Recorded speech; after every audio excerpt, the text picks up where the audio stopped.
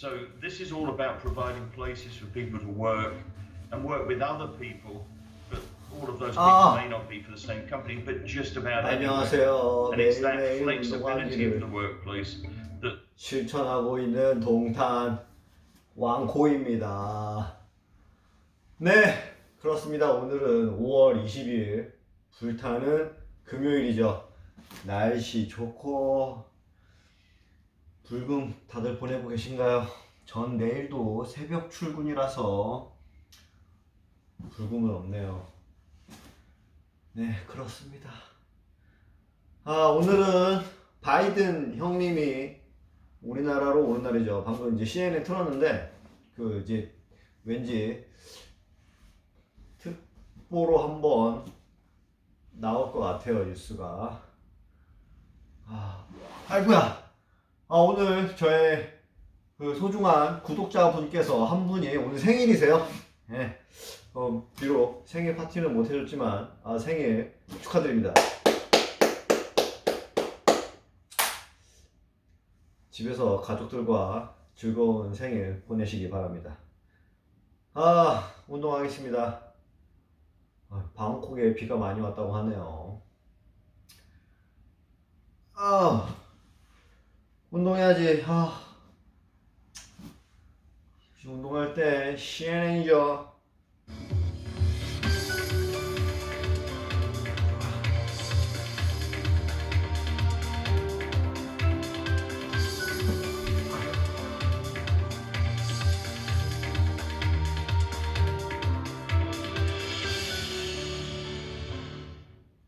Each hall is about 10,000 square meters, as you see here.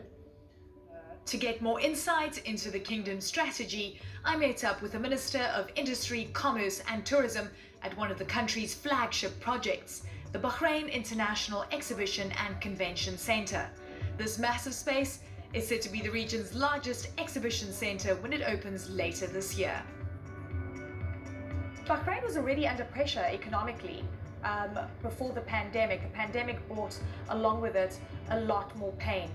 But the country was already on the path of trying to diversify away from oil and gas. Do you think that's actually doable? If you talk primarily about diversification, it's not new to us. We've done it before. Before oil, we didn't have oil. We were a pearling nation. We went from pearling to oil, to industry, to banking, to telecoms. And I'm sure we'll find more and more as we go along. I think the biggest asset in Bahrain is the Bahrainis themselves. 움직여야지.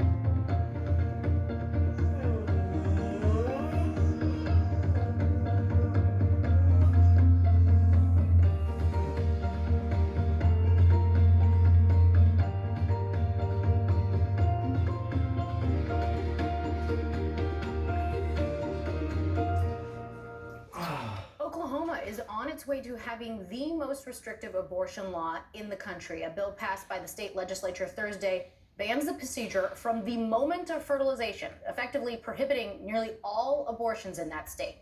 Now, it's modeled on a Texas law that allows private citizens to sue abortion providers, or really anyone, who knowingly helps a woman get an abortion.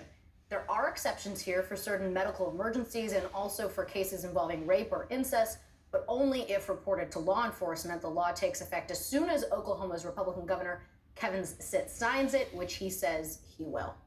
All right, right now, President Biden in Seoul, South Korea. He's about to meet South Korea's new president. Joining us now is CNN White House reporter Kevin Liptak, live this morning for us from Seoul. A really important trip here for this president. What are we expecting today? Yeah, it's very important. And really, the goal of the president while he's over here is to reassure these key allies that the United States remains focused on Asia, even as the crisis in Ukraine is sort of boiling over. And the president has just arrived at this Samsung factory, which is near the airbase where he landed. And it's kind of interesting. The president and when the president is in the United States, he often goes to these factories, takes a tour, and delivers remarks. So it is kind of interesting that the very first thing he does when he gets to Asia is sort of do the same thing. And now what's important is this company, the Samsung factory, is producing semiconductors, those microchips that are in short supply globally because of shutdowns due to COVID at Chinese factories. And what the president wants to do, and you see him there, just to note, he's 성렬 meeting 형이랑 the 재훈이 new 형. South Korean President Yoon Suk-yeol. 형택인가요? Very important meeting. He just took office in the last week or so. So this is a critical meeting, the first time, obviously, that they've met face to face. But while the president's at Samsung, he really kind of wants to reiterate the importance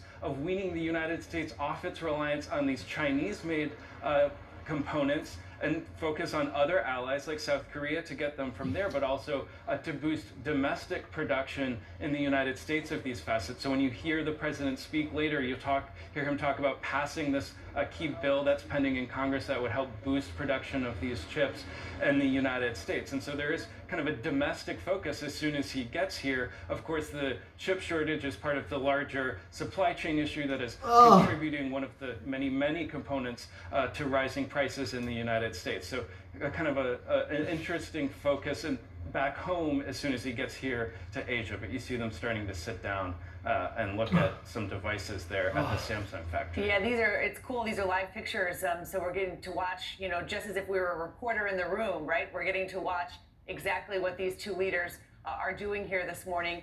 You're right. The significance of that Samsung plant, I think, is interesting because the chip shortage and the tangled global supply chains, and the important thing about talking about how to rebuild reliance on supply chains. I mean, these are things that must be top of mind for leaders. You can see the camera moving around a little bit as we're getting into position there, Kevin.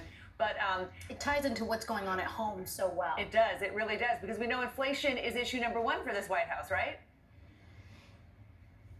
Yeah, it certainly is, along with, as you were talking about earlier, the baby formula shortage, the crisis in Ukraine. So certainly the president has so many issues on his plate back home, not the least of which is the midterm elections, which are coming in November, which have huge stakes for the White House. And what the president is doing over here is trying to sort of incorporate all of that into his message when he gets here. And of course, the threat from North Korea is a huge issue. That's something he'll be talking about with President Moon when they sit down tomorrow. But the big message that the president is coming here with is economic. He's expected to unveil kind of a new Asia trade sort of plan. It's not a full trade pact, but it's sort of an outline of a plan when he gets to Japan. And that's sort of the centerpiece announcement that he'll be making on this trip. And so I think that the domestic 지금 저 앵커가 대한민국에 있는데 빵빵 엄청 거리네 차를 진짜. But this is, of course, the first time the president is in Asia. He's finally able to turn his attention here after so many other things came up, popped up, consumed all of his attention back home. This is really his opportunity to come here and demonstrate that he is committed to focusing on Asia, that he is committed to countering China militarily and economically in the region, and to sort of demonstrate that this is the centerpiece of his foreign policy as the countries here sort of look ahead what's going to happen in the next years or decades. They certainly want to hear these reassurances from the American president that these alliances are strong and could grow even stronger. Yeah, the backdrop with just China and North Korea is just fascinating, and the timing really critical here. Kevin, thank you so much for popping up for us. Appreciate it. Yeah, we'll let you get back to covering that. Thank you. Let us know if anything happens. All right, turning now to the economy and early signs of stress on paycheck-to-paycheck households. Subprime borrowers are starting to default on their car, home, and credit card loans. This, analyzing data from the Wall Street Journal.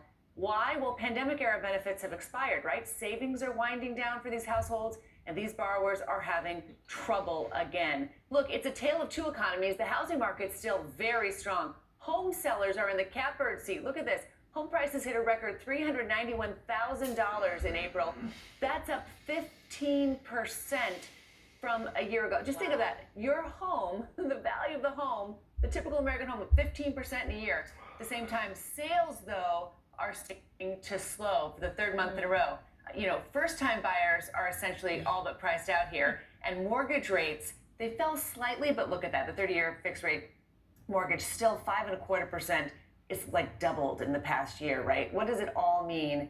No one really knows. There are so many cross currents all at once in the economy. We keep picking each one of these little threads, trying to figure out what is the story it is weaving for us. Is the U.S. economy still strong and powering through in the post-COVID world, or hopefully a post-COVID world? Or is it weak and we are on edge here and nearing higher risks of a recession? No one knows for sure. Well, and all of these things can be true at the same Exactly. time. But I know the short story is it's really hard to buy a home and it's really expensive. Yes, exactly. For someone who's been in the market for buying a home. That's the short story. Just ahead, the January 6th committee looking to question one of their own. What they want to know about the day before the riot. And emotional moments in the courtroom, a war crime suspect asking for forgiveness.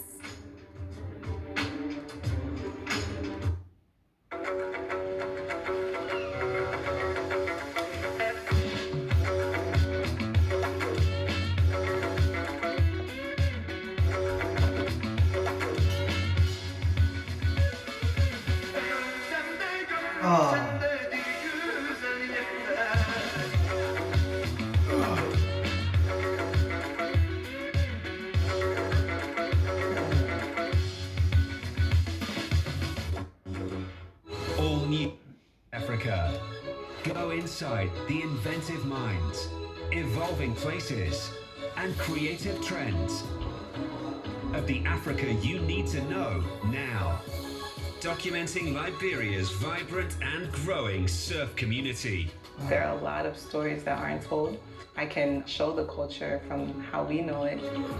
Inside Africa on CNN, in association with Zenith Bank.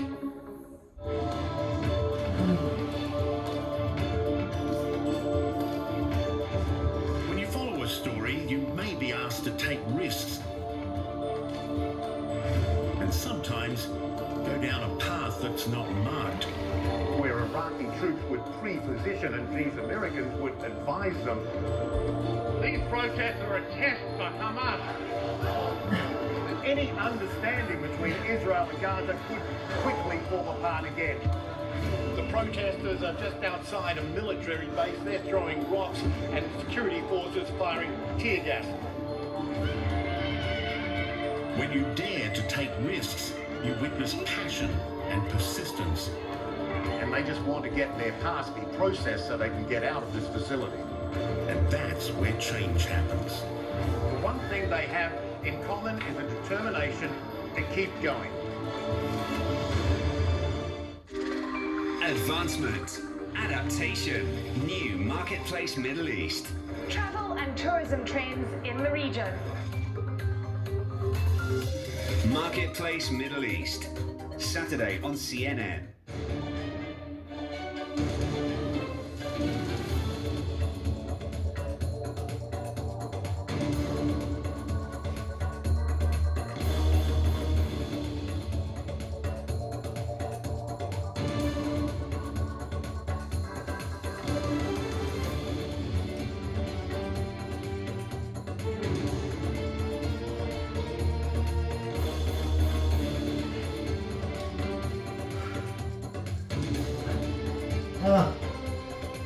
아이고야.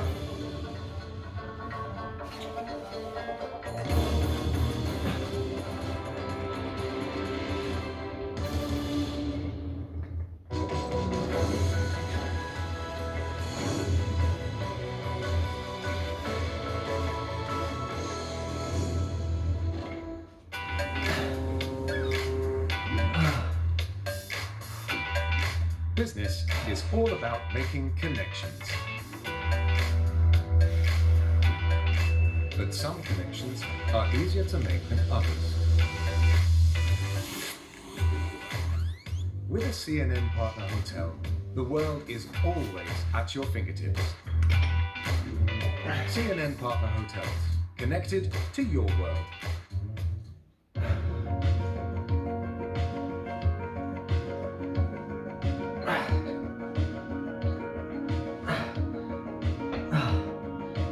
아휴.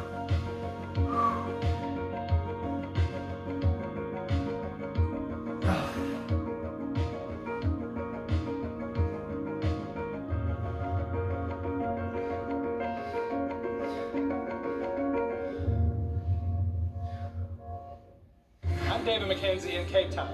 This is CNN. Welcome back. The January 6th committee is investigating a tour of the U.S. Capitol given the day before the insurrection by one of their own. The lawmakers say there's evidence that the tour was led by Georgia Republican Congressman Barry Loudermilk, and they're asking for his voluntary cooperation now. CNN's Zachary Cohen is live in Washington on this story. Zach, the congressman essentially admitted that he met with these people. Yeah, good morning, Laura. That's right.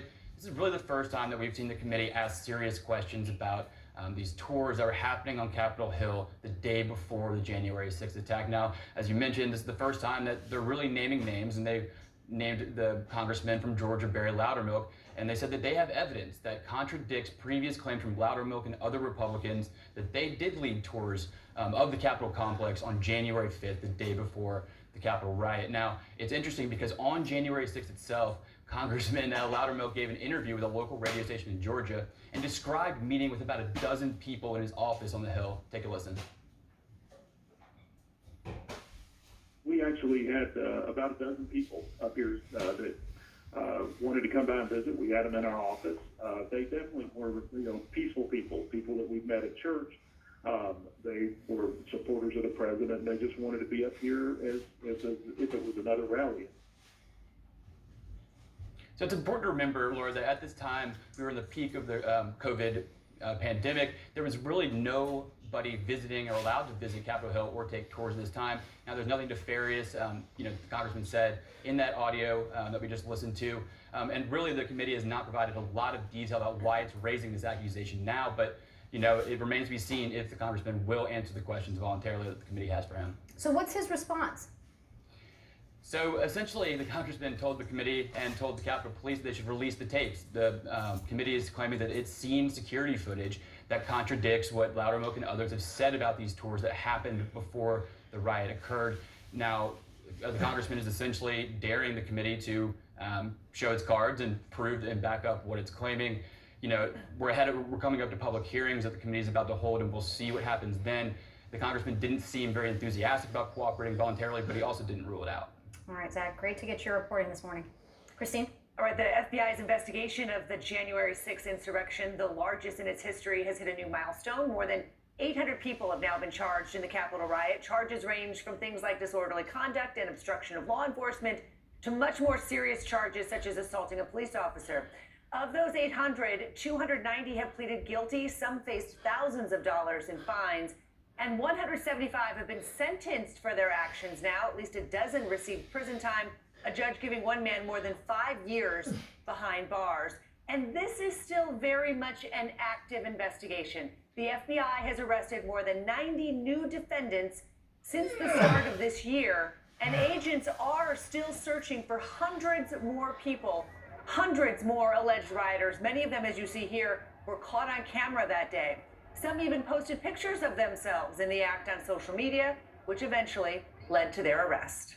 All right, just ahead for you, tens of thousands of SUVs now on a recall list. You do not want to park them in your garage. And Ukrainian soldiers who don't know the meaning of surrender.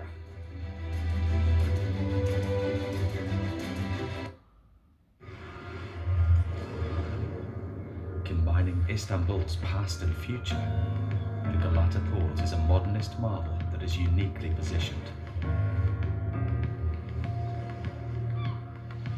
Whether you are stopping at the port or cruising to the Aegean, Turkey is ready to welcome you.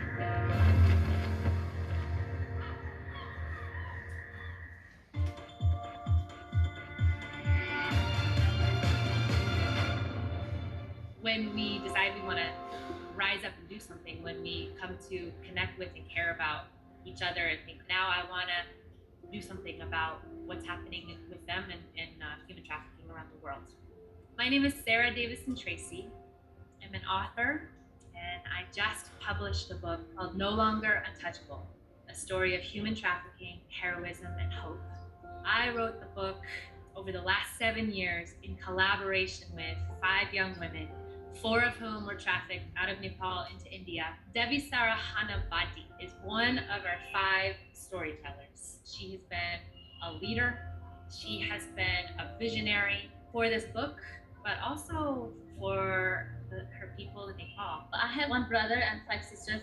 One sister, she was sold out in brothels in India when she was very little. So it was very long time, my parents and we were looking for her.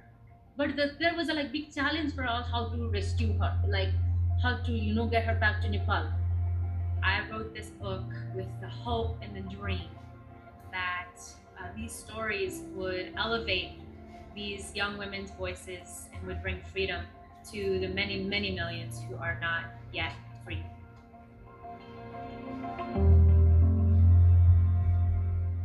No holds barred. Out front tonight, hypocrite in chief. So let me just put it to you straight, Senator. Senate Democrats, they're getting their butts kicked. No nonsense. Are you simply shooting the messenger because you don't like the message? Facts first. How stupid do you think we are? Allies in Washington are covering for him and they shouldn't get away with it. Because getting to the truth matters. The Washington Post went and confirmed the date of that hearing. So you're telling me unless I go back in the time capsule, you're not going to believe it. Out front, Tuesday to Saturday on CNN.